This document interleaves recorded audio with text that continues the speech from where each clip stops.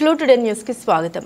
Hyderabad central యూనివర్సిటీలో అప్రజాస్వామికంగా arrest చేసిన విద్యార్థులను తక్షణమే విడుదల చేయాలని విద్యార్థులపై లాఠీ చార్జ్ చేసిన పోలీసులను తక్షణమే సస్పెండ్ చేయాలి. భారత విద్యార్థి ఫెడరేషన్ ఎస్ఎఫ్ఐ సంగారెడ్డి జిల్లా ఆఫీసులో జిల్లా ఆఫీస్ బేరర్ సమావేశం జరిగింది.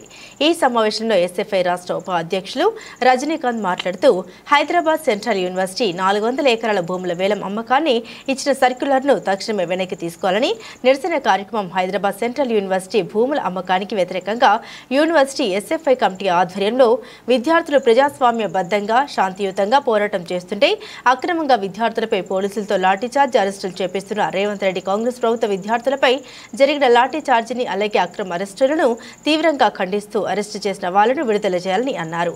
ఎస్ఎఫ్ఐ రాష్ట్ర సహాయక కార్యదర్శి డి కిరణ్, జిల్లా అధ్యక్షులు కార్యదర్శులు రాజేష్, మహేష్, జిల్లా కమిటీ సభ్యులు హరీష్, అర్జున్, పవన్ తదితరులు పాల్గొన్నారు.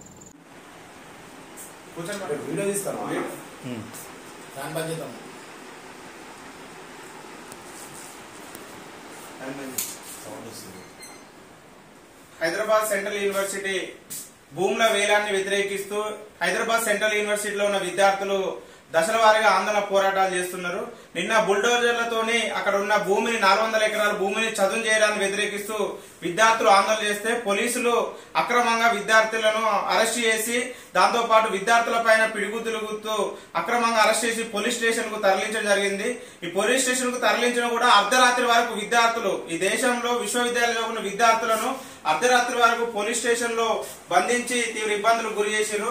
ఒకవైపు ప్రజాపాలన పేరుతో కాంగ్రెస్ ప్రభుత్వం అధికారంలోకి వచ్చినాక ఈ రోజు యూనివర్సిటీలో నిర్వీర్యం చేసే కుట్ర ఈ రోజు రాష్ట్ర ప్రభుత్వం పన్నుతున్నది.